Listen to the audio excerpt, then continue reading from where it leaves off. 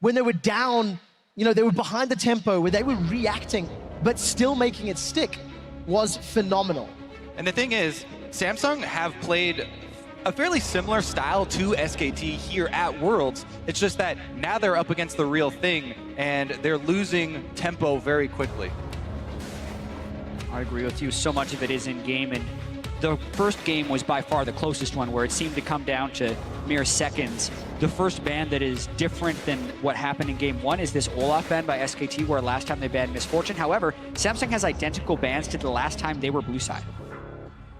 Well, with the jungle pool pinched more heavily, and knowing that Ambition sort of leads the way for Samsung, live and die by the Ambition, do they prioritize an early jungle pick, or Zyra was, first pick blue side for Samsung? I don't think that's the option right now.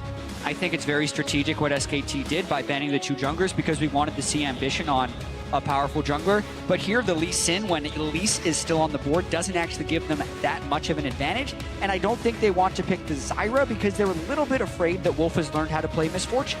Definitely true. I mean, teams have shown over and over the counters to Zyra. Now, it's definitely risky to early pick it, and I don't think that SKT have to do that either. So SK Telecom have now got 30 seconds to lock in their first rotation.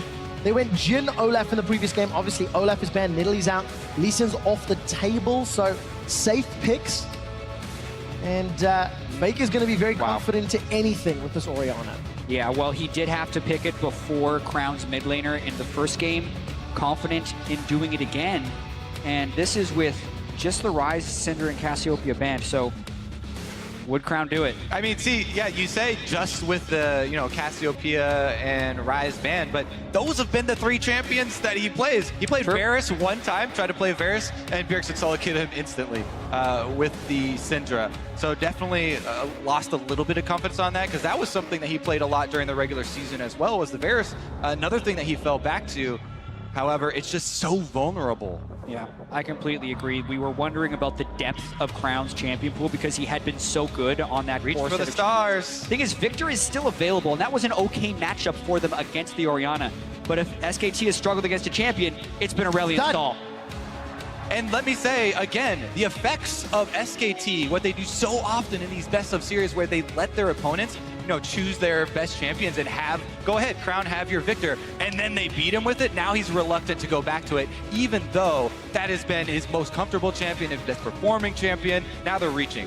Yeah, SKT has been better than any other team in the history of League of Legends of attacking the mind of their opponents, whereas other times you're just specifically banning the optimal champions in every situation. But SKT throw a bunch of curveballs and really make the other team doubt their strengths. Thing is, though, yes, Aurelion Sol, as you said, Quickshot, did find a victory versus SKT in the group stages. And if Samsung, are going to have to reach, this is a great champion to do it with. I don't know how confident I am in Crown's ability on the champion, though, because if we were spying on his solo queue accounts, actually wasn't that great. So my level of confidence in Crown's Aurelion Sol is about the same as in Bengi's Nidalee when they first picked it after he never played it in a competitive game. And Bengi's Nidalee did show up, so there is this chance. Let's remember how you play Aurelion Sol, though, right? This is going to have to be an early push. There's going to have to be roaming plays, making proactive plays, and Crown is going to have to do that against Faker's Orianna. All right, obviously the MF Hover is as a reply to Ezreal's Zyra. Samsung, I feel, have crafted a well-rounded team composition with a mix of strengths, early, late, team fight, frontline. SK Telecom, do they run the counter to Zyra of Misfortune, or the safe counter, the more reliable Karma? I would expect it to be Karma. So they were already able to win the lane with Karma, and we know he would have, at maximum, a week of practice on the pick, because they thought it was a picking error the first time support MF got picked in this tournament. So still has his options here. They don't even necessarily need the Karma if they wanted to go with more sustain, because of the difference in Samsung's pick going Ezreal instead of Caitlyn. Exactly. Ezreal on the tier early is not going to have a lot of lane presence. And this Jhin plus Nami combo has huge poke ability, but also the sustain for the bottom lane. And the bottom lane has been, such a huge turning point. If you can hold on to that area of the map early, then it really gives a big boost to try and play off for the other two. Do you think it's fair to say Samsung Galaxy cannot afford to mess up any dives with this Lee Sin and this Aurelion Sol because you know the play pattern of both of those champions? I feel like it's safe to say they can't mess up at any point in this game, Quick Shot. They are backs against the walls, down 2-0 to SK Telecom in the finals. And yes, you're right, having those two champions does kind of exacerbate that issue. And I'm really surprised that they actually put Ruler on Ezreal instead of on Caitlyn, because the go-to composition that works so well with Aurelion Sol was Aurelion Sol Caitlyn. You just put him behind the dragon and you hit turrets from long range. They can't do exactly the same thing with the Ezreal, and I think it's because Ruler is doubting his Caitlyn right now after poor games on it. It's frustrating because of how impactful he could have been if the team was on a more even keel, if they had gone into those mid-game team fights not being in a 5,000 gold hole. And that's exactly what Samsung have to try to avoid this time around. I'm going to ask you for potentially one last time. Jump onto Twitter, vote. We saw was a 75% in favor of hashtag SKT win. Los Angeles and the Staples Center for Game 3 of your World Championship final. Put your hands together for Samsung Galaxy taking on SK Telecom T1. And so much of this comes down to Crown and whether or not he gets the early shove on Aurelion Sol and then can go impact the other lanes. It's so important that this champion gets going early. When we talk to people like Huhi and the other people who have been successful on this champion, it's because it gives you all the options in the world, because you shove every champion early in the game, but you have to convert on those options. Otherwise, the pick doesn't work. No crazy first blood shenanigans today, unlike New York. And we're going to see these standard lanes match up. Now, when SKT were in losing lanes in Game 2, they did fall behind in CS. However, that was all. They didn't give up too many kills, they didn't give up too many towers, and that allowed them to bounce back when Samsung made some mistakes. Yeah, Samsung have actually had, quite a few good moves early on in the game. And as far as the other lanes for Crown to affect, I feel like his target has got to be bottom lane. Because, Duke has actually already shown how well he can evade, pressure up on the top side. And even then, getting a kill onto the Trundle, not the hugest factor for this team. So I think it's actually very clear, even to SKT, what Samsung want to do early on in this game, and that is Crown, getting trying control of mid and trying to go affect that bottom lane. I do think, as you said, it is good that Ruler's not on the Kate again, because he's shown with a couple of mistakes that it doesn't look like that is really his champion he's most confident on right now. The netting backwards and summoner spells. We'll see, though. Crown goes in probably for a Raptor steal. Yep, very standard play here. A lot of times they're trying to take the one Raptor. They also get the deport in. Very surprised he didn't place it over the wall to try and spot the Elise at the red buff, but a safe invade, something that could have been very dangerous, but he gets off the board. Yeah, he wants to make sure that there's no crazy play where Elise is coming from behind him to gank him at the expected Raptor steal there.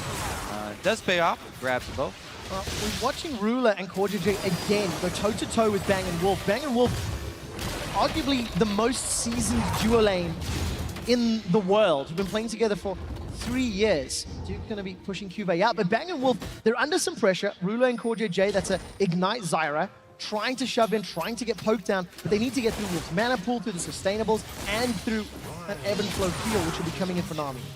Yeah, that's definitely a good point to bring up as far as the experience of the bottom lanes. We were going over the histories of these two, and Ruler and CoreJJ barely over 20 games played together before this series in a competitive setting, whereas Bang and Wolf have been playing for almost 300 games. Yeah, a gigantic difference for sure, and I think that fits into the poise of these lanes. If SKT's losing the lane, they're still able to bounce back from it, whereas the experience by Samsung is so recent that you don't necessarily know how they respond to adversity. What a difference. All of that advantage Ruler and CoreJJ built up in terms of the poke and the pressure. Ruler is now out of consumables, eats himself an aqua prison. Taking a look at the Dragon. It is an Infernal Drake straight out the gate, so a little bit of a juicier target for either of these teams. Both junglers with early game impact. Could look to set themselves up. And its ambition with a small invade. Crown, gets the stun onto Faker, but doesn't even break the shield. Come on, Protect.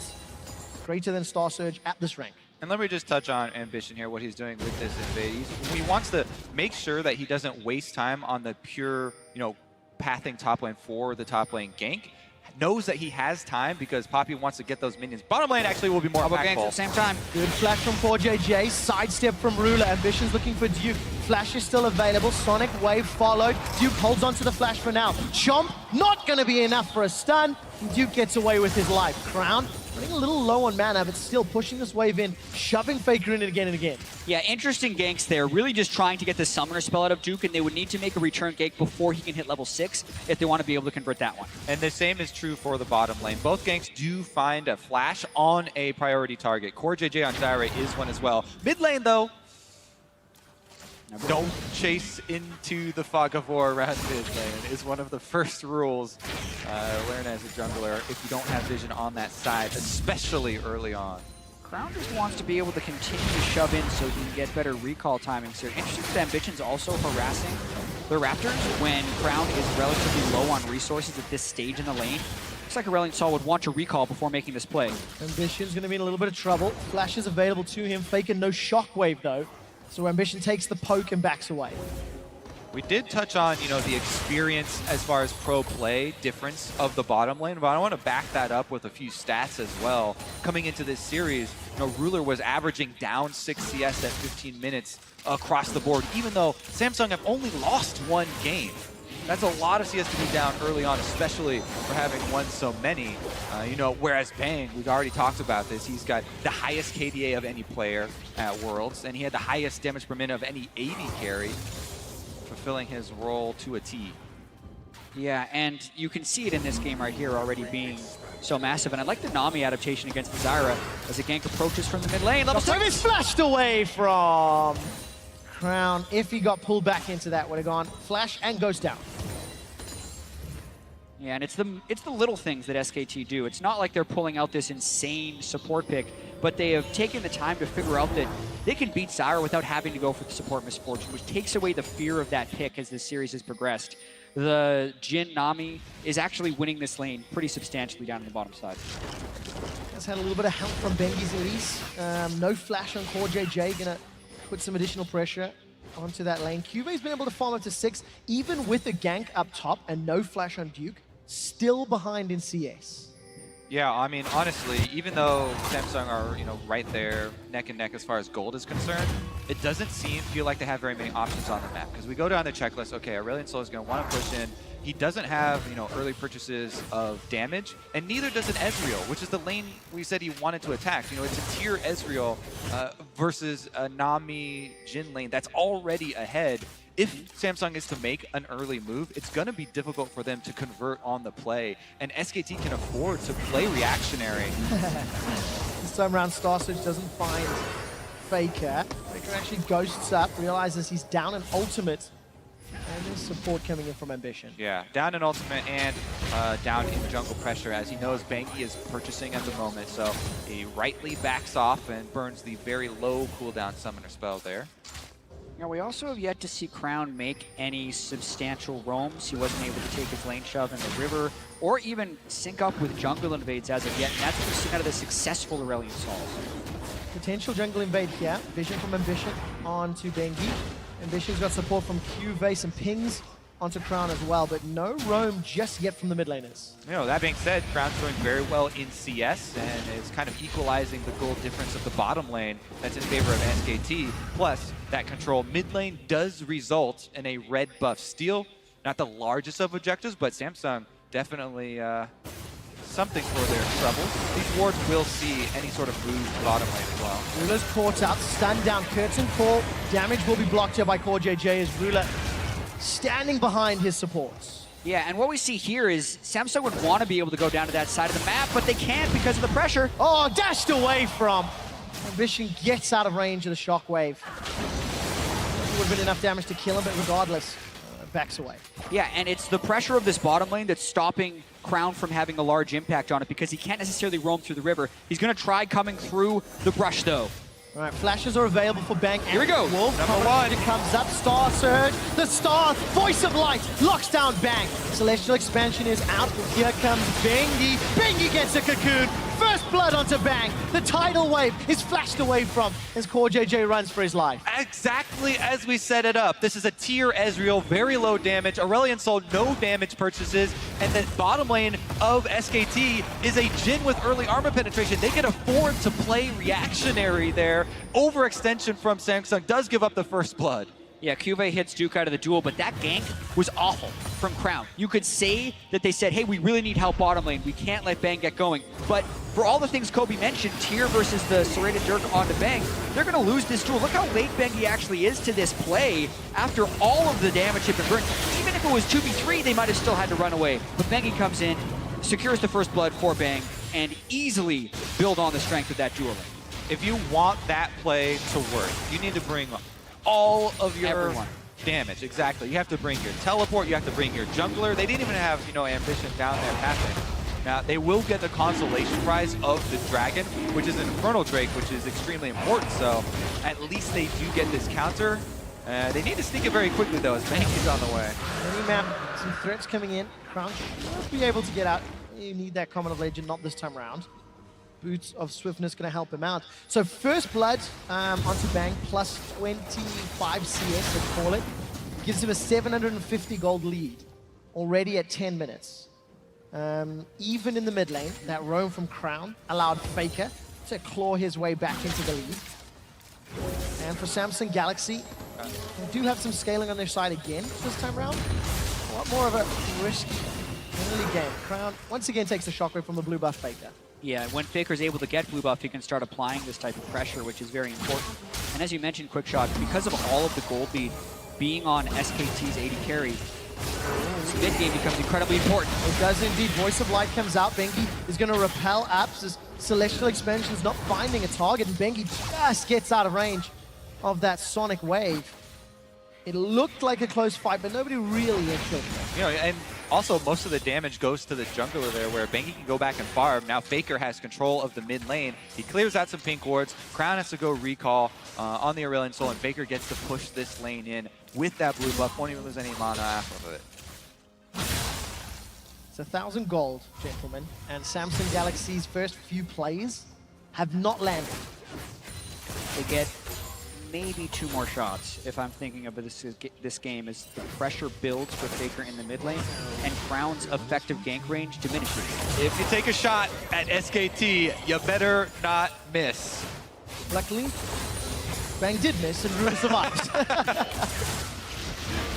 All right, let's also set up this mid game a little bit and talk about why Faker is, as great as he is, and why everyone talks about how he is the best player. So much of it are the predictive plays that he makes. I mean, you can only get so good as far. Well, Speaking of which, speaking of the devil, he's able to get a good chunk off there. Shockwave, flash point from again. Flash. and Faker is blocking these roams from Crown because of the blue buff and the shove he's had and how he's used his ultimate to harass so much. He's kept Crown back in lane, and Aurelion Sol always wants to push and disappear into the fog of war. But Faker's disappearing first and preventing Crown from being able to make those roams. Exactly. He plays off the expected behavior of his opponent, punishes them, before they even realize that they are in a fight. Bengi also clearing out vision, so Faker has more room to work with all around this side of the map.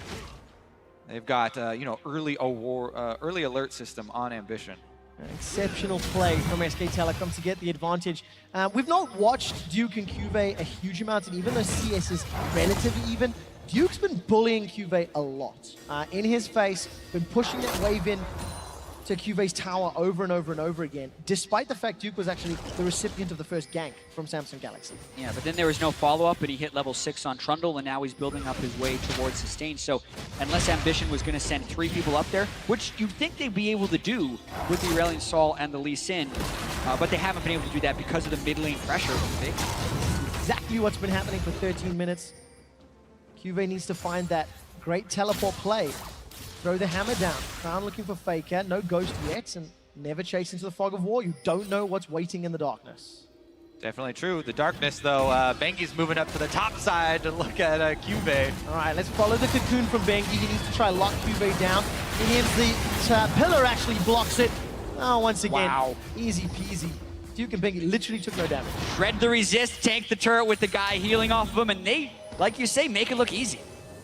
Melt them like butter there. Also, this Poppy is stacking armor, whereas early Sork boots on Bengi allow him to just rip through the Poppy. Not to mention that subjugate you talked about. Faker, though, fighting in the brush. Is indeed. Shockwave still available. They've traded a lot of damage. Voice of Light. Faker gets Command Protect. True Shock Barrage is sidestepped. Crown doesn't get the kill. Crown was trying to bait him into that two-shot barrage. Faker didn't quite take it, but pretty close little 1v1 there. Yeah, worst trade Faker is taken in this lane. He's going to be forced into a recall, and I wonder if Ambition would want to go for the kill. No, not if you miss. What was the line? If you take a shot, you best not miss, Kobe. Yeah, well, he missed. The funny thing there is, too, Faker had Flash. He held on to it because he's like, Ambition? No big deal. I know that I can just walk away from this one. That right there is discipline. Bengi's going to find Ambition. Also a little hubris. It is indeed. Ambition does want to run the risk of getting caught out. Look at the 4 pink wards in the bottom quadrant of the jungle around this Dragon Pit. It's a minute away until spawning, so Samsung know they have a lot of defensive vision if Ruler and CoreJJ were going to get jumped on. Yeah, and Samsung is hoping so much to be able to turn a positive play in this bottom lane where they're down nearly 40 CS to the Ghostblade Jhin. But Ruler just doesn't have the items yet. He's going to need to complete some of these and get about a 20 to 22 minute power spike. If somehow Samsung could get a 4 to 5 man dive in the bottom lane and get him some kills before he actually just transitions to that power spike, it would be a way for them to get back in this game. But that's a huge investment for a play that probably isn't going to happen. There is, but Jack, if there's one positive thing here, Samsung are down a less amount of gold than I've seen them down at 15 minutes. It's only 1,000. It did feel a lot more substantial in games 1 and 2, Direction 2 play. Also, but they're not hemorrhaging more. Also, yeah. Well, honestly, well, here we go. SKT setting up a play. Oh, is that my fault? Did I give the cast a curse? CoreJJ still got Stranglefalls available, gonna throw it down underneath Bengi's feet. So a little bit of time and ultimates invested, and the flash from Bengi. Good counter, and the thing I was about to point out for Samsung, in addition to not being down as much as last time, as you said, quick shot, is that they're in a better situation as far as the vision is concerned. And they have been keeping up their wards. Plus, as you can see right now, 4 pink wards in the inventory. They are doing their due diligence and keeping those wards down in order to set up these plays. Plus, yeah, looking ahead, go ahead 2-0 as far as the Drake count. The Drake control is actually very important. The Ocean Drake for the extended laning phase, very important, as well as the Infernal Drake for the potential late game scaling. Gotta knock SKT a little bit for considering they've had the dual lane advantage. Not being able to get the vision up around the Drake can be considered a failure by SKT. And I guess the counter argument, if Bengi had made that gank stick, they would have got a kill, some tower pressure, maybe the Dragon as well. But unfortunately, Ruler and CoreJJ outplayed, survived longer. Frozen Fist is now picked up, that Iceborne Gauntlet. So Ruler's going to have a little bit more leeway in that lane. But it's still such a significant difference. Nearly 1,000 gold between the two AD carries. And it actually is a very important purchase to get some armor versus the flat armor pendant of the Jhin that he's going to build. But SKT actually closed in on mid with multiple members. Shockwave connects this time around and flash away from Crown as he gets out of range of that bubble. Tower First Blood, though, going to be on the list. Not going to get secured just yet. As CoreJJ arrives just in time and the wave is cleared by the stars of Crown. That play was super similar to something the analyst desk did in the pregame where they set up the support in the jungler from both sides of the mid lane as Faker goes for a play and set up relentless pressure on the mid lane turret. This is a play that SKT runs fairly often, and it's quite successful. They're pushing Crown back, nearly taking the turret. And it is also born of that style where Faker's constant pressure in the mid lane slowly whittling down this turret. Now SKT trying to move in for that Vision Wars, but Samsung doing a good job of defending themselves this time around. I mean, we honestly have to look at it from Samsung's point of view, from the underdog point of view, to try and see where the cracks are. I mean, that's where all the plays have to happen. For SK Telecom, the expected outcome is 3-0. The predictions were there, the caliber of the team, the world's buff that they seem to show up and peak at the right time. And for Samsung, if they can stall till late, if they can play spoiler, they need to do that 3 more times to get their hands on the Summoner's Cup. Also got to get their first kill of this game because SKT, you got to start small in this one. You're thinking about World Championship. Let's get a kill or a turret, and also defend this mid lane turret where Faker is relentlessly pushing. Look at the wards up on the sides as well as the pink ward clear. How's Crown going to actually defend this? Solo gold going over to Faker. That's huge. Yeah, big time. Town First Blood against Aurelion Sol. That's not something you say a huge amount, especially when they're not roaming. This time around, Crown's gonna get surrounded. 3 members, Shockwave. Summoners. Decent stun onto Faker, but Cocoon locks him up. Teleport's being channeled. Duke may get interrupted. It looks like he was. Flash over the wall from Ambition, and Bengi follows over. Curtain Call fired, and Core JJ blocked 1 shot. The 3rd and 4th, they don't have the range. Just a kill to SKT, but they took the tower a moment earlier. Yeah, and credit again to SKT to just shoving in the mid lane over and over again and making Crown have so few options. Bottom lane. Oh, Ruler, this has happened again and again and again. There's no flash available. Well, manages to arcane shift away, but it's Faker that kills a Ruler. Well, their 4th kill of the game. And Quickshot, how often are we saying there's no flash available? Because SKT is using the flashes with the first play and punishing the lack of flashes with the second play. They are so far ahead in tempo in order to pull off these plays. Meanwhile, the follow-up here from Bengi over the walls, and Ambition is going to be able to safeguard out of the range, but it doesn't matter. SKT take their toll. Faker gets his tax. Another outer turret. Yeah, now it's 4,500 gold, and you have to start thinking of SKT. Could this be another 3-0 finals victory like they had in 2013? And it's incredible when you think of it from a large scale. When we first started League of Legends, we were wondering with how much they changed the game and how quickly some players are burning out, would we ever have a repeat champion, let alone a team that could win 3 and 4 years and a player who could be considered the best player in the world for 4 years? They're already the only ones to do it twice, making a very good case moments away even from doing it thrice. Feels like the inevitability. The expectation wasn't there coming into Worlds, but after seeing SKT in the group stages, that feeling that it was going to be 3 times, the hat-trick started to build and grow. And it's by punishing mistakes, by punishing tendencies of their opponent's team. Ruler has been left alone multiple times.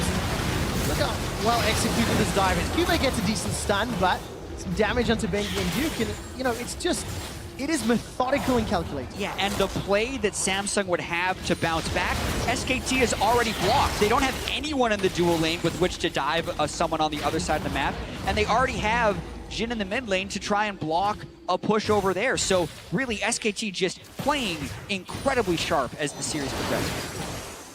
Meanwhile, they're even playing defensively on their weak side of the map. We talk about ebb and flow, and this has been kind of our conversation over this series. Faker, you can see, yes, he is bottom. He is part of the gold income for SKT, receiving that main wave, but he doesn't try and defend that turret that's about to go down. They cede the only dangerous spot on the map in exchange for the huge play top where they get even more. Wow, 6,000 gold down, 5 kills to 0. Samsung do have a couple dragons under their belt. There's Cloud spawning in 20 seconds, but it doesn't matter if you can't find an opportunity to fight. Alright, Faker picked up a Luden's Echo after his Morel and Omicron. Ruler's going to Arcane Shift, then insta-flash away. Once again, Summoner spell down. Ambition follows the Sonic Wave. There's not a lot of follow-up as the GLP spits out some ice balls. Ruler's going to Arcane Shift forward. Voice of Light won't kill Bengi.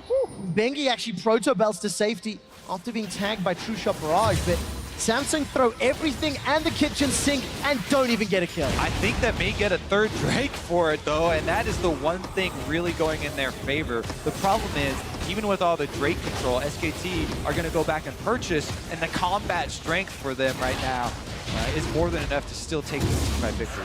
Yeah, and as far as teams that would benefit from Infernal Drake, this is one of the lower compositions for Samsung. Aurelion Sol doesn't really build that much AP to multiply. Blue build Ezreal also doesn't have that much attack damage early. There's a lot better champions they could have to try and take advantage of that Infernal Drake. So, yes, it's cool that they have the 3 Drakes, but that is nowhere close to the 5,000 gold lead. Bengi proto belts forward. Not going to go into human form to look for the cocoon though. And Ruler's able to escape with his life. You know, we touched on the SKT legacy, but it's even more amazing when you look at the fact that they've changed players, they've built teams around Bengi and Faker over the years, and continue to be the most relevant international team from Korea. They've won more international titles than any other League of Legends team. And the most impressive thing to me is the longevity of Banky and Faker. Both of those players have sat on the bench. Those are going to be the only two players, you know, with the triple crown. Oh, QV, run the other way, buddy. Yeah, only see Deadly Flourish could lock him down, and it does. A couple extra shots, and Duke sets it up. Bang brings it home. Triple cup.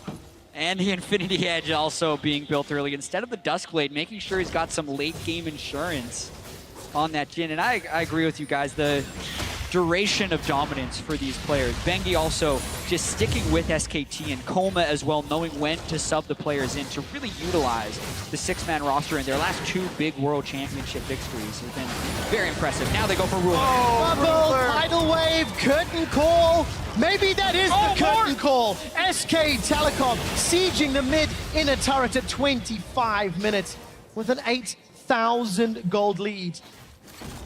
It is both beautiful in its irony and simplicity that curtain call secures more towers for SKT. It's almost hard to watch to the complete destruction that SKT brings to their opponents. Just taking them out in all aspects of the game.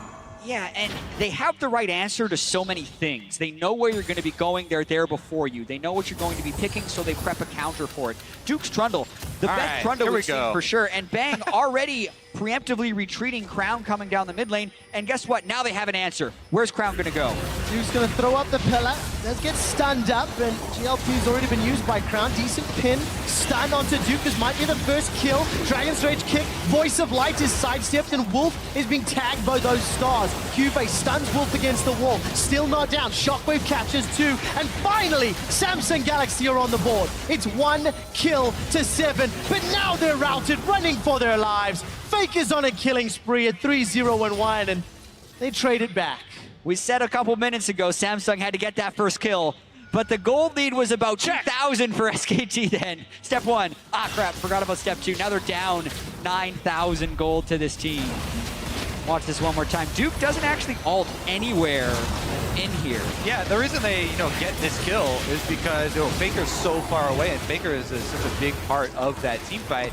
A little aggressive here. Wolf is the one that's going to pay the price. Honestly, though, Samsung, they'll take what they can get. A 1-for-1 at this point in the game is definitely some much-needed gold in their pockets. And really, the only answer there was a great snipe from Bang to land that snare, setting Faker up. Again and again and again, that Jhin has worked in Bang's favor. And you were talking about how SKT sort of crushed their opponents. We've mentioned sort of the mental aspect of the game, beating opponents on their best champions. Victor was available this game, was there, and because of the game 1 result, Crown did not go back to the champion he's played more than 50% of his professional career games on. That's a ridiculous amount. Samsung felt like they had to do something different, and with the posture of Faker to pick Orianna so early, it just showed how fearless he was against the potential of another Victor. And I feel like Samsung respected that and tried to do something different, but Faker has been the victim of a few bad games against Aurelion Sol, and it definitely feels like he's improved the way he's playing, always being in the right place at the right time whenever Crown tries to make a roam happen. This is what Faker plays like when he's angry. Honestly, it doesn't feel like they're that angry in this game. SKT feel actually kind of lax. And similar to Samsung, in the early game, in the first game, they showed so much fight, so much willingness to make those proactive plays, reach out to try and take some chances. But SKT have kind of removed that from their playstyle. I agree, and we talk about the history of Bengi and Faker going for 3 World Championships. Bang and Wolf are going for their second, and they're going to be some of the only players to ever do that. We talk about how long they've been a duo lane together, playing nearly 300 pro games. Oh, Ruler's done for. Curtain call not even needed. Wolf and Bang speeding each other up, healing each other. They're going for more. They are indeed. Flash away from poor JJ to save his life. And when you go back to the regular season as well, Bang almost always topping the damage per minute charts. For as much as Faker has been dominant, Bang has become probably the best AD carry, at least at Worlds here, and the damage numbers back it up, and with the World Championships are going to back it up as well. Bang also making the legacy for himself alongside Faker. QV's being run down by Bang. Flash away from QV. Shut knock up onto Duke. That was a good play by QV to find the stun, and again, Small wins, small advantages at 30 minutes, down 10K. Don't worry, Chad. It's still go on, my relevant, rant. even though he just died right there. You can write it on the tombstone for going. Bang, to the fountain. still cementing a legacy for himself, even if he gets caught out in the third game. Cocoon's caught Crown, as is the Apple Prism. Decent enough flash away. Voice of Light saves Crown's life, but he throws every single spell available to jump out. And it's just desperation plays here for Samsung. Infernal Drake is up, so this will most likely go to Samsung. So that's 4 dragons in 30 minutes, and the next will be Elder. Yeah. We are downplaying this because of the huge gold advantage. But once again, Samsung are faced with the farm for late mentality, which is actually probably the only page left in their playbook at this point. That was a huge pick for them, though, to earn another Drake. But it looks like SKT wants to make them pay even more for it. Well, this would be a time to try and get back. They scout it with the True Shot Barrage. You'd want SKT to make Juve has teleport. Samsung can try and make a play back on the damage. Rulers jump forward, already used the True Shot Barrage. Wolf is killed by Ambition. It looks like Samsung are coming back. They've killed Faker, found Bengi, and moving on to Duke. Crown, he's tagging him with the stars. They're peeling backwards. Baron's the target. They can get it. They already have 4 Drakes. None of them are mountains, but they've killed 3. Bang would have his ultimate, and Duke doesn't. So this is going to slingshot him back. Yeah, SKT's so risky. They slip up here. Do you believe, Staples? Samsung Galaxy pick up the Baron. And it came out of nowhere. And suddenly, the Drakes we've been downplaying will play a huge part in this game because there are 5 extra outer turrets for Samsung to clean up with this Baron. There's a huge amount of gold standing on the map. This was simply SKT starting up a 4-man Baron. No respect for Samsung's ability to collapse there, and they punished them heavily for it. And so much of SKT's confidence has worked for them. This time it absolutely works against them because the True Shot Barrage scouted them while Bang wasn't in the Baron pit, and they stayed on the Baron. It was easily punished there by Samsung. Let's keep track of this Baron power play because it should be one of the larger of the tournaments. It needs to be if they want to come back in the game. At what point am I allowed to start believing? Because yes, that is a Baron play. Never stop believing, Quick There is Shot. 6,000 gold down. Never stop. But Samsung have started to play scrappy. 4 members of SKT moving into the jungle. Bengi is rooted up by the grasping roots, and Bengi and Duke going away. Bengi takes a lot of damage. Proto belts out, and the minion wave is pushing top. Yeah, Samsung has a good shove going on right here, and Crown never left this wave. It is actually very hard for a team down in gold with Baron to get a big Baron power play, but so far with that rotation, it's very impressive. 2 towers, gonna steal away a red buff, get deep vision in the top quadrant of the jungle. What was a 10,000 gold lead is now 4,000, and Baron stats and dragons helping Samsung mitigate that even closer. Well, now we get to go back to your very early point, Quick Shot, about the champions selected here for Samsung, because they are not the best late game scaling, and they're gonna have to make this extra momentum work and make these picks work for them. Yeah, and they have to be able to get control of the Elder Drake because that's their window into victory. 4 Elemental Drakes stacking with the Elder if they're able to get it. And this game, as far as our narrative was going, was pretty much over with the way SKT was systematically drowning Samsung out. But as it usually switches around the other way, SKT makes the mistake, and now can Samsung punish? Let's find out. Samsung trying to push up. Command attack thrown down by Faker. Cube gonna threaten the tower, and it's picked up by Samsung. That's 4 turrets during this Baron buff they've been able to take. SKT are still keeping up the 1-4-1 though. Okay, gentlemen, the Elder Drake spawns around 36 minutes into the game. Ruler and Crown pushing out the bottom lane. Cube's gonna go meet and match with Duke to at least slow down and thwart that top lane push. Could another tower be secured? SKT seem better poised to defend. There is a ward behind them. SKT do have teleport available on Duke, but Cube is keeping sight on Duke. Going for Faker! Faker's down! They've got him! Faker's down! Crown is pushing forward. It's at the cost of Ambition's life. Crown is zoning away SK Telecom. Another tower has fallen. 5,000 gold on the power play. Ambition! Aggression makes the huge play on Jungle versus Faker. Kicks him into the team, and that's going to be an inhibitor turret. It's not done yet. Curtain call. Thrown down by Bang. The base is open wide. Cubase joined the fight. Gonna look for Bengi. The Poppy Copter could be thrown down. Star Surges sidestepped as Crown doesn't find a stun. Cubase again zoning.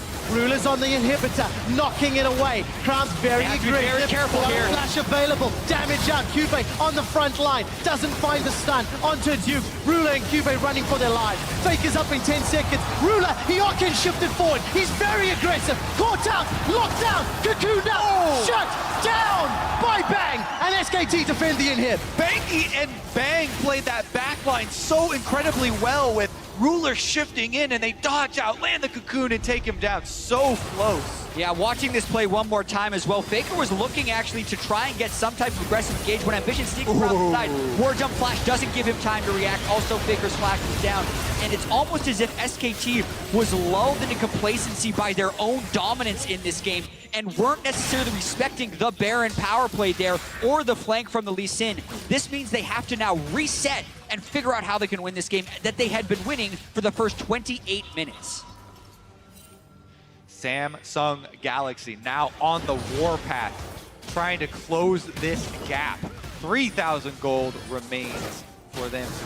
2.5 straight up, and the Elder Dragon that we keep setting up. This is going to be the battleground to really decide the way this game plays out. That was a 6,000 gold Baron power play. And Samsung Galaxy averaged 5,500 coming into the series. They did that against SKT down 0-2 in the series. Elder is up and alive. A minute 40 till Baron, and Samsung don't pull the trigger yet. Pick potential is huge right here. Who can actually start the fight first? Would it be Bengi's Cocoon, Faker Shockwave, or could Ambition make another play? Because if Samsung can pick off Faker or Bang, they could actually win the game after being down 10,000 gold to 1 point, because that would transition to Elder, and they could push to win with that. Either pick SKT off or separate SKT using the Poppy ultimate and snare with Zyra the rest of the members into a teamfight scenario, thereby artificially creating a numbers advantage and basically picking SKT. Yeah, and with that though, SKT is trying to restore order to the map right here. They have Chaos. the Grundle pushing on the other side, who can make it to the inhibitor. No GA, but you have to send 2 people to stop him actually. Cubase would have to get down there, or he has to start the fight right now. Let's find out. Order has not been restored because Samsung are defying the Game 3 rules of logic. Bounced back, punishing some mistakes. Look at that iceberg of a mountain. And it's turned around. I don't know, I'll spread It's a great visual. I'm just visualizing this floating mountain here. Oh, Core JJ does get companies out. Not taken down yet. Duke's siege on the top lane is stopped. Elder is still available, and SKT are setting up. Also remember how important this vision battle is around the Elder Drake. We mentioned the pick potential on Samsung, but that is there for SKT as well. Anytime you have a late game Jhin, pick potential is definitely there. Staples is electric as SK Telecom are slowly regaining control. Baron is up as well. You now have split objectives. We could see teams prioritizing one over the other and trading. And it means you have to have vision in both spots. Orianna can actually solo the Elder Drake, but I believe there's a ward in the back of the pit that can see burning down so but it's quickly burning down so quick. Samsung isn't there to defend it. Baron is available though, and that will be the next battlefield as Samsung don't choose to fight over the Elder Dragon. Right, but with 0 elemental drakes, this Elder Drake is actually very non-threatening as far as Samsung is concerned. It's a very small amount of true damage burn. Which is also the reason why SKT were able to burn it down so quickly. Much easier to kill it the less drakes that you have. Lower risk, also lower reward. Is this the moment that Samsung turn the game around? They're still down 5,000 gold. They have to fight against an Elder Dragon buff SKT. Vision I'm looking at, not the greatest in and around that Baron pit. Some defensive wards from SKT. And neither team gonna set up 2 GAs on both sides, but Dukes is on cooldown. Also have to worry about scaling at the moment. I mean, Aurelion Sol, the drawback to the great early game in the roaming prowess is drop off of that damage as you go later into the game. Faker on this Orianna, he's level 18, he's peaking, he's almost 6 item, full item build here for Orianna. Faker can completely destroy a team fight, whereas Crown has to do so much to zone and keep his AD carry up. A lot of DPS from Samsung has to come from Ruler. All eyes will be on Ruler for the team fight. Completely agree, and he's been the target of some poor positioning in a lot of these earlier fights. Also, if we're thinking about the way that Samsung can actually make plays in a standard setting, if it's not SKT going at Baron earlier on when they had a 10,000 gold lead, you would expect it to be the Aurelion Sol with a hyper carry behind it, setting up those zones, but they don't have enough control of the minion waves or necessarily the champions or lead to do it, so it's really hard for them to get control back in this game. Duke very close to securing Flame Horizon on Cubase. One bright side to Samsung Galaxy, their champion's range could theoretically stay out of range that shockwave, but they cannot afford a mistake. Ruler has arcane shifted and flashed forward aggressively so many times.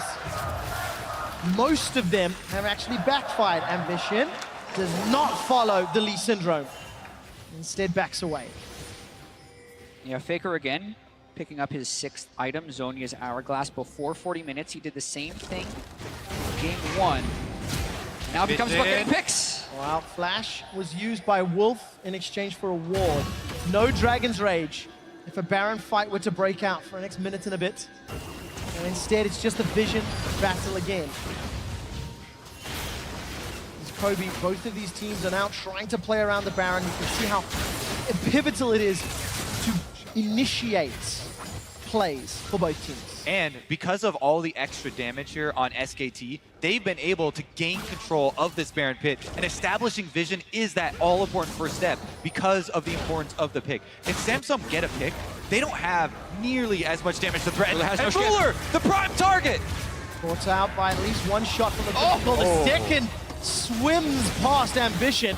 Bing is in a little bit of trouble, but he's going to be able to repel up by a lot of time.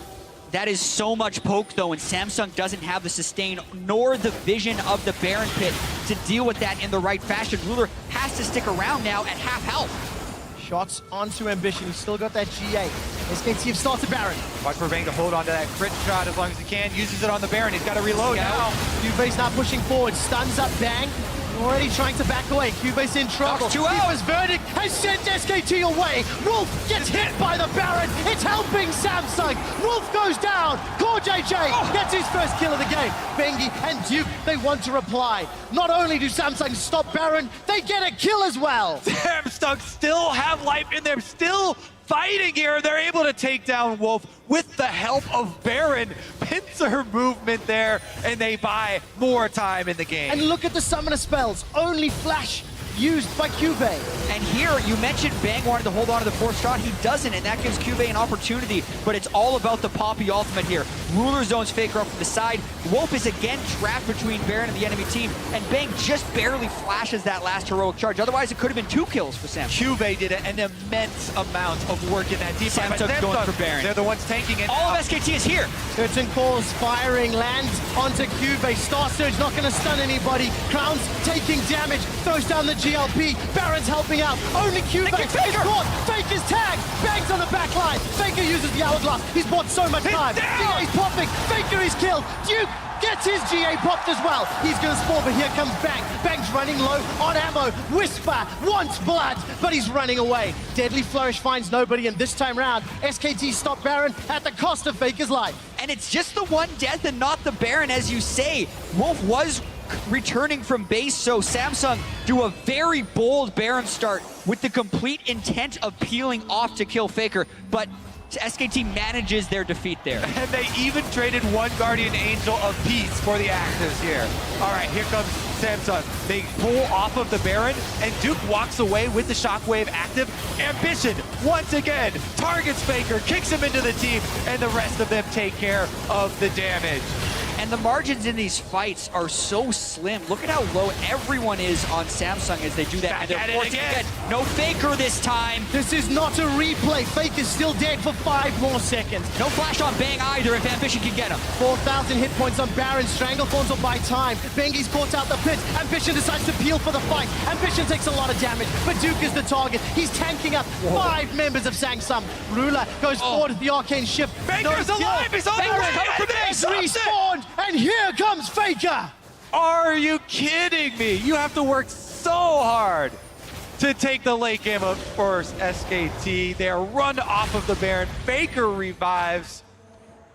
I just want to take a moment to appreciate the intensity that this game has delivered when it seemed like it was going to be a walkover for SKT. Samsung not saying die, regaining their composure, and making aggressive calls that aren't desperate because they're willing to peel at the right time and they're peeling as a unit towards this Baron. It's not necessarily winning them the game, but for being down so far in this game as well as this series, they are putting up a heck of a fight. And clutch plays. We've kept highlighting it. We gave credit to SKT. I think we need to give credit to Ambition. This guy, back-to-back plays onto Faker, who we talked about having so much damage, being full build, full level Orianna, and he's able to find him twice. Step back and look at the whole of Samsung. 2 games of this series, they have dug deep. They've waited for an opportunity, and they've allowed themselves to extend the game. We're going to another 50-minute match in the Championship Series World Finals.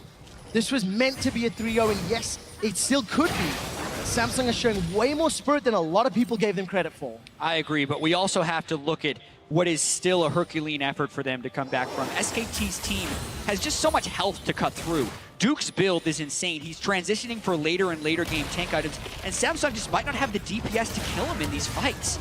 Vase caught up by Curtain Call. Tidal Wave used as well. 4JJ's going low. Ambition has joined the fight. Aqua Prison locks up 2, and Cuba's going to finish his teleport. They've knocked Bengi backwards. A 2-man shockwave, but not onto the GPS. GPA is going to be used, and that means Cuba's in trouble. Gonna start to back out. Safeguard saves his life. Ruler still zoning away Duke, doing so much damage. Looking for those mystic shots. Samsung Galaxy are not done yet. Faker again puts the Orianna ball on a member of the front line who's trying to escape. Does get 2 in it, but it only hit the tanks. Yeah, he's not hitting the money shockwaves you want him to get onto Ruler, Core JJ, and Crown. But with that being said, it is a tankier backline for Samsung than they had the last time Faker played Orianna, so not necessarily the one-shot potential on a lot of these targets. Very, very true, and neither team willing to fully commit to the end of that fight because they know the next team fight, complete victory, will be the game. Baron is up, and whichever team is victorious in that team fight will have a tremendous amount of pushing power. We're also seeing Ruler having some good fights on Ezreal, where late game in fights he was struggling on Caitlyn. This is why they picked it for him. Duke, though, would have to teleport in to stop this Baron.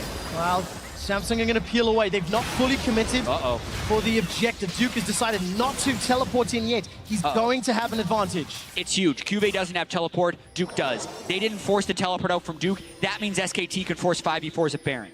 SKT forcing that cross map, and they're going to get the advantage in positioning around Baron Pit, which is crucial, taking down the vision. Duke's got over 120 CS advantage over Cuvée and has really had Cuvé's number throughout the majority of the series. Will he be where SKT need him in these coming minutes? Looks like Cuvé's trying to chase him away. How many more plays does Ambition have in him? Can he find Faker or Bang again? I mean, this guy, this is, for me, the most successful role swap of all time. Ambition was a great professional mid laner, voted to the LCK All-Star team, and now he's on the world stage making plays. Duke, though, starting it off. No lockdown from the Jhin, and now all of a sudden Ambition forced to back away. Curtain Call looking for some targets. His very beefy tanks. 0 for 4 on the shots, too. That's important because SKT needed the poke onto Samsung with Baron and Elder Drake now on the field. You can tell both teams are feeling the tension here and the importance of that next fight. Where is the priority? Samsung have another shot at Elder Drake. Vision, there's a pink ward in the pit for SKT, and it's very clear SKT have had control of the Baron, but Core JJ forced a flash. Shockwave wasn't actually used by Faker. So important with the amount of tension around these objectives. And those are the rewards of winning the vision battles. Oh my goodness, Bangy misses the cocoon. Also notice the little race going down on the bottom side. Cuve's down trying to match Trundle without a teleport advantage, so he's staying really close to him at all times to try and prevent him from forcing a 5v4. But like you say, the vision battle around Baron is SKT trying to chip away at Samsung. Still 60 seconds on the cooldown for Cuve's teleport. Samsung are dancing on a knife's edge, challenging the vision that SKT has set up. That's why SKT is somewhat in control of this passage of play. With teleports, with vision control, it's Samsung that have to regain control. And it's a little crazy, Quick Shot, because we've been on this knife's edge for 13 minutes. Since Samsung's Baron power play ran off, we've had an Elder Drake taken by SKT, them not doing anything with it, Elder Drake respawning, and in that time, the gold lead hasn't changed. Everyone has hit max items, and we are still at a stalemate. Samsung set out to prove how great of a team they are and that they didn't just slink into the finals. Definitely proven it thus far in the series. Again, Faker trying to burst down Elder.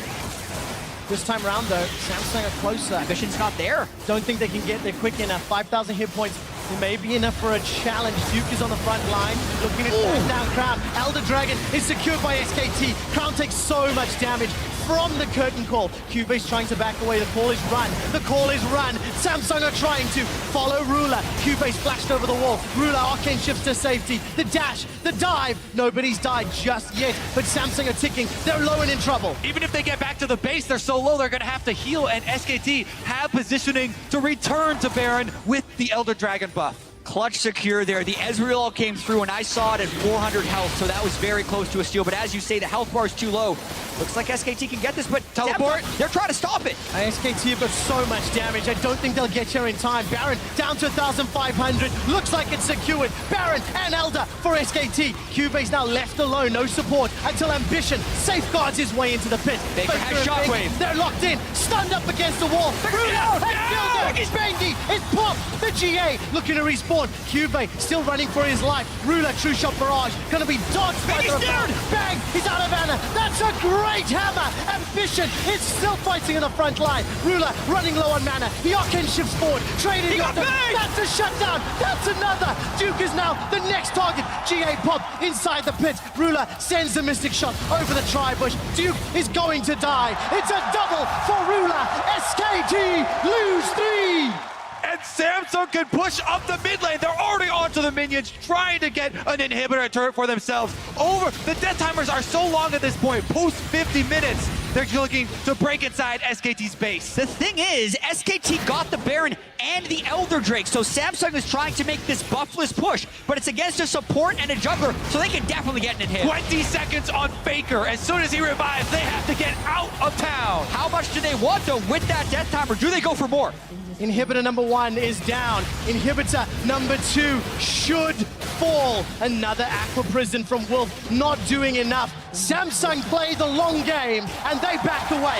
Cocoon onto Ambition. Bengi's doing what he can to hold them in place, but it's simply not enough. We talked about Samsung having a similar style to SKT during their Worlds play. They can punish mistakes too. And another Baron fight gone wrong for SKT. Yes, they get the Baron, but then watch. Faker is holding his Shockwave, trying to get this off onto anyone from Samsung who approaches. But Cube gets the stun. Ruler goes around the back, and Crowd enters to burst him down incredibly quickly. You can tell how important it is for them to take out Faker at the beginning of the team fight. Crowd just went straight through the front line as QB makes a beeline for him. Yeah, and then Bang gets caught up in the root and then is able to flash back. So you're wondering, when can Samsung get him? Lee Sin kick knocks him up, gets him low. Ruler shifts forward to finish him off. Those are the main threats that Samsung need to take down first, and they do. And you have to keep track of the Guardian Angels in this. Oh, Ruler though! Not gonna go down. Tidal wave is sidestep. Curtain call. Look at this. Samsung are so split up. Not enough pressure though. And Samsung, can they turn this around? Teleport's available for Duke.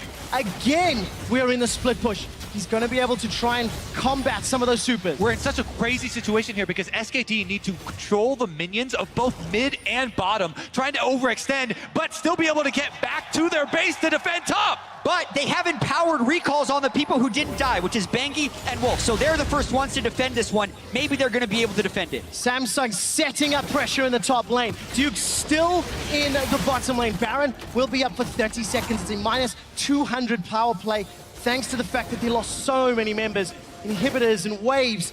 And Samsung at 53 minutes, they may be in control of the map. Well, they've certainly regained heart, and Samsung are fighting with everything they have. And it's such a wacky game, but we also have to try and find something normal within it. And it's SKT's confidence in Faker's Orianna late in the game, because every time he's made it to this point, he has landed the Shockwave, which can eventually clinch it. But they're running out of missed Shockwave opportunities. Samsung with 2 inhibitors down, on the prowl for the third, looking to win the game. Vision is going to safeguard out. You can feel the tension. Ruler gets tagged again. Curtain call. He's just going to catch all of the shots. Wow. Brown actually steps into 2 of them. It is so hard to push without buffs this late in the game, especially against Orianna and Jhin. And they're running out of time with this push because Duke is wailing away on the bottom minion wave. Exactly. You think that, yes, the extra inhibitor being down is enough pressure to draw away the members, but SKT, even with 3 members defending, are able to hold on, and they're buying extra time for the inhibitors to come back up. Have we ever seen a game where somebody gets double Flame Horizon? It's 150 at the moment. We're approaching the point where minions don't matter at all. Oh, look at that damage. Good flash. Voice of Light onto They're gonna get him, and maybe. Claw JJ. They're looking to shut him down. Stranglethorns catches Duke. It's Claw JJ that kills Faker.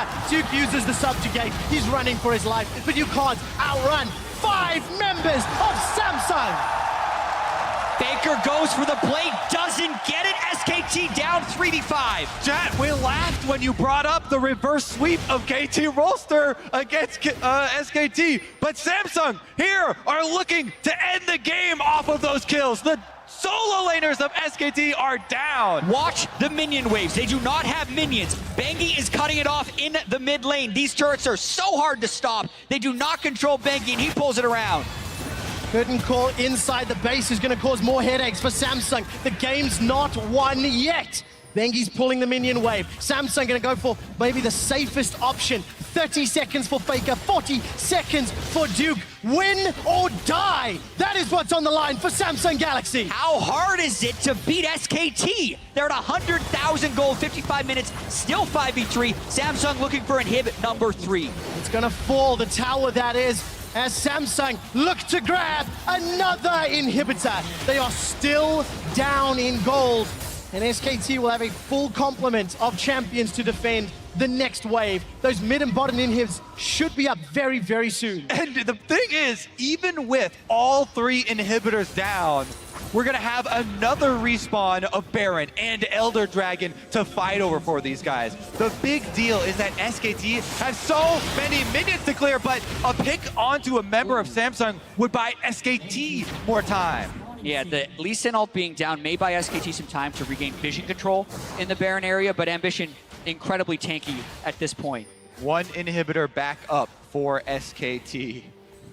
As long as they don't lose 3 at the same time, because that's what prevents the double super minion spawn in the waves. So they have 2 inhibitors now respawning because they were killed in fairly quick succession. And the auras that the super minions have that buff up the other ones also double stack on themselves. Samsung have to do a lot of work to get themselves that buff, to get themselves the double inhibs. Half an hour ago, I asked you, at what point do you start believing? Staples believes as the Let's Go Samsung chants erupt across the stadium. Baron is alive in 5 seconds. Elder will spawn in the not too distant future, but this time it's Samsung with the vision control. QV does not look for the flash stun. I seriously thought he might. Yeah, I mean, Faker was without summoner spells, so he's very aggressive to be up that far, but he knew Samsung didn't have the damage follow-up if QV were to have gone for that flash stun, and this is where you can't make a mistake. Comments of Legend interrupted. Khan doesn't want to overreach because of how much is at stake. Samsung are going to start Baron, and will they look to complete it or peel for the fight? We're going to find out. Here we go. All 5 in the pit. They'd want to peel off. They saw Faker in the lane. He can't make it to the fight immediately. They might just try to burst it. It looks like they're going for the burst. Ambition dives back in. It's secured. Samsung get the Baron. Now they need to win the fight. Ambition dives in. GA's not popped just yet. Crown, Core JJ. They're gone. Shockwave. And Stalker. Look at that hammer. There's a Shockwave. Shockwave. Faker uses the Hourglass to stay alive. Ambition, Ruler, and Crown running for their lives. They need to survive. Duke, Bengi flashes forward. His GA's now popped. Ruler's still got a lot of hit points, a lot of mana, but he doesn't have a lot of support. Crown is down, and Ruler's running for his life. He has flash and heal, but 3 members to deal with. The powered minions. It's not done yet. Flash and heal still up for Ruler. Here comes Ambition. Sidesteps away from the deadly flourish. This is 3 versus 5, and Samsung are cornered. SKT glows in. They but they lose Ruler. Now Faker's the target. Ambition's got a GA. Cuve's doing what he can. He too can survive for a few seconds longer. Flash away from Ambition. The Baron still stands. Can he defend? They need to buy time. 30 seconds for Core JJ. Another Shockwave. A Shockwave started the fight. A Shockwave ends the fight. But that goes to show how long Samsung delayed and how they prevent that first death from being the end of the game. 70-second death timers, and somehow Faker gets 2 ults in the same fight. And Core JJ is already back up for Samsung. The real big issue, though, is once again, Elder Dragon is up. That will be SKT's prize. Actually, will it even? Crown is coming back up as well. We get another one of these team fights, baby. We gotta watch this again because Faker's coming around from the top side as Samsung burst it down since Bengi couldn't make it in immediately, but the GAs stay in the front for SKT, so they're zoning out this team fight well. The ultimate comes down from Zyra, and you think here, they've turned it, but that's when Faker gets the shot. He also ejected 1 kill for themselves right there. Here it goes, though. Ambition actually trying to get some vision onto this Elder Dragon. Now, it definitely is not worth Gotta give it up. sacrificing your life to steal at this point. The power of a champion is way too big. Yeah, they would love to be able to get a cheeky steal because if they can get the 4 elemental Drake Elder, that would be enough power to win. Some support coming up. Ruler's coming in from the base, though. Bang's not there. Bang is showing himself on top lane. SKT, what is it? I don't know what is happening. SKT can't force this with Bang top. Ambition has moved on to the Elder. It's now helping out in SKT. It's reset for the 2nd time. SKT do not get the Elder Drake.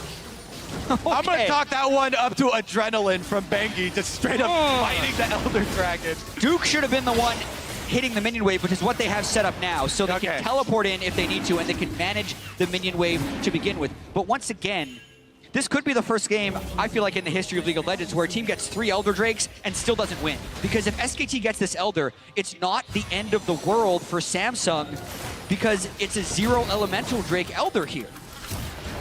And SKT not willing to fight over that. They've now given up priority and spacing. Samsung, they've committed. Duke would have to teleport in to stop this. It takes them longer to kill it because they have 4 Elemental Drakes already. A lot of damage from the curtain call. Once again interrupted. Zyra Plant's keeping it tagged. Faker trying to zone off to allow Bang to get the full ultimate down. Remember, Duke is clearing out minions in SKT's base, though. This is SKT defending 4 versus 5, the Elder Dragon. Samsung move up bottom lane, though. And every defense will actually pull SKT to a spot on the map. And with 3 exposed inhibitors, if Samsung get the right rotation, they can force it. But they can't get caught out. This is so scary. Bang takes a lot of damage. Here comes Crown. Voice of Light doesn't do anything. Bang's in trouble, but so's Ambition. True Shot Barrage will not be enough to kill him or pop the GA. But it is Ambition that does. He needs to safeguard out and does not do so. SKT get themselves the first kill of the fight. Samsung are not backing away yet. They've got a big minion. Ruler caught!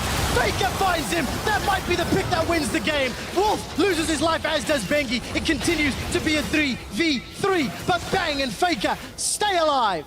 Faker's clutch Orianna. How many times does he miss? But SKT never lets it lose the game for them. He catches Ruler as he's going in for the fight. Quick Shot just took off his tie because he can't handle this game anymore.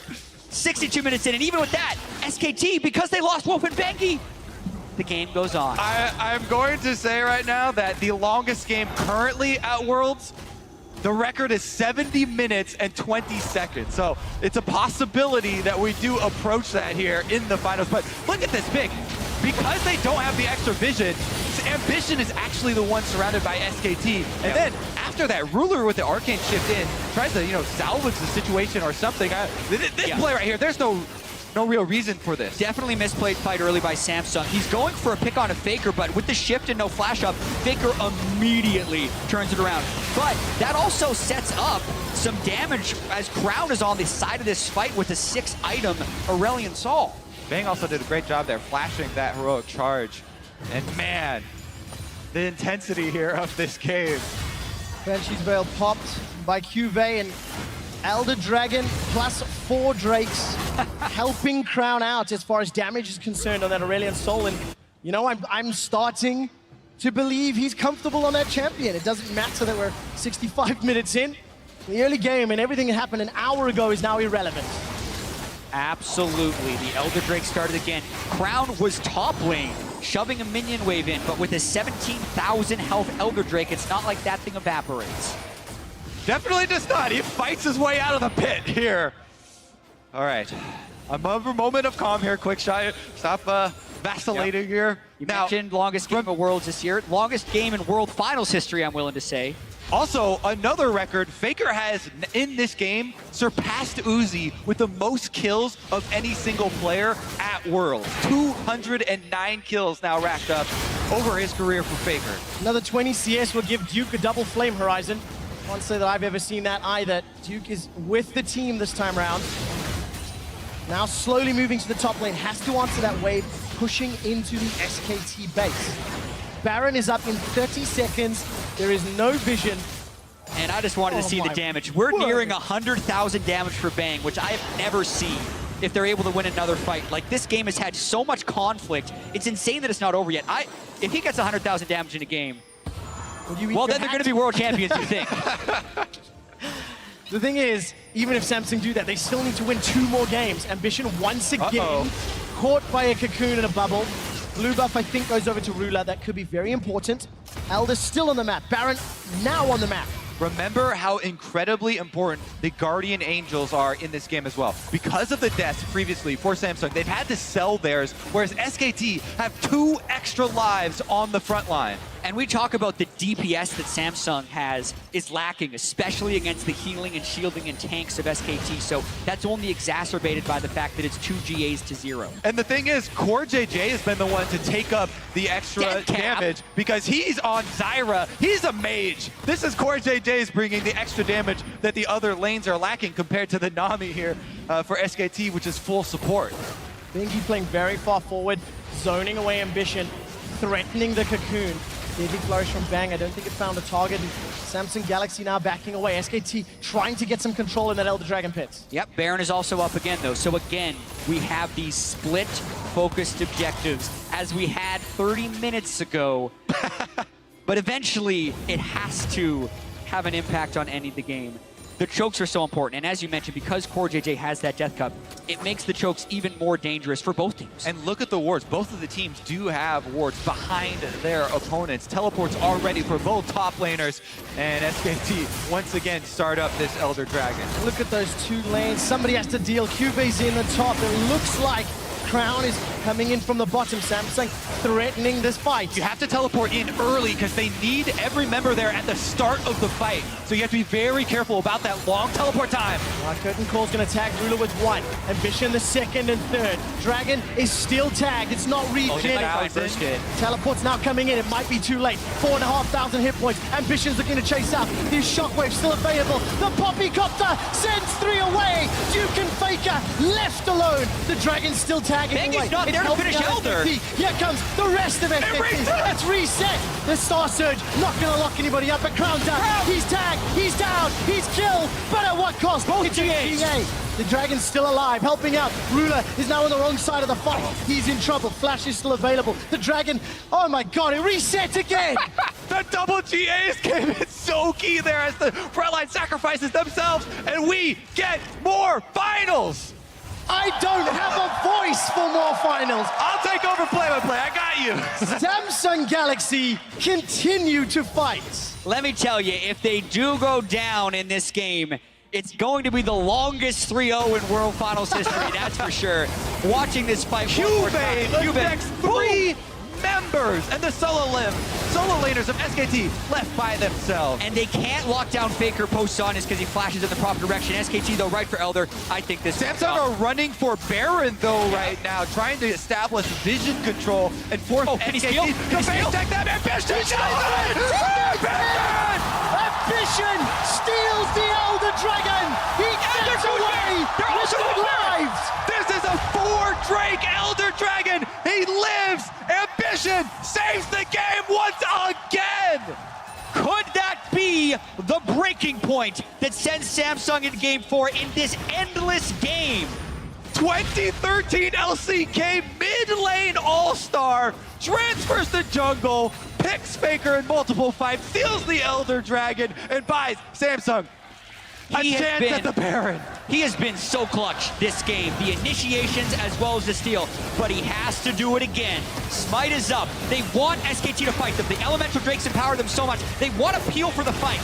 Let's see if they can. Tidal Wave's coming out. The focus is the Baron. Ambition's tagged the Sonic Wave. He follows it. They peeled out from the fight. Wolf is in pack. Watch for Shockwave. Where is it? That's Cubase. He's in trouble. The GA was popped. Bang's already used that Q assist. He's backed away with his life. Nobody else dies, but a GA is popped. Are you kidding me? SKT defend the Baron against a Quadra Elemental Drake team without suffering any casualties? There's a huge minion wave top that they have to deal with right now, though. It's drawing Faker away, and it's going to buy up a little bit more time. Starting up the Baron again. Here comes the engage. Let's see what happens. SKT don't have as many tools this time around. Flash. Bubble comes out. Go for it. Secured by Samsung. Holy crap. All right. Still trailing gold. That's the most amazing thing.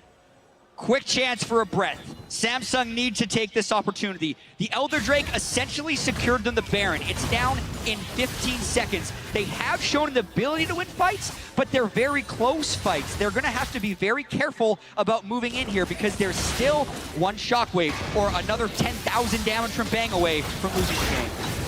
And now the Guardian Angel advantage is back over to Samsung as Ambition repurchase. Split push. Ambition, no flash, but he can ward hop away. No threat just yet. Look at those minions hammering away on the inhibitor.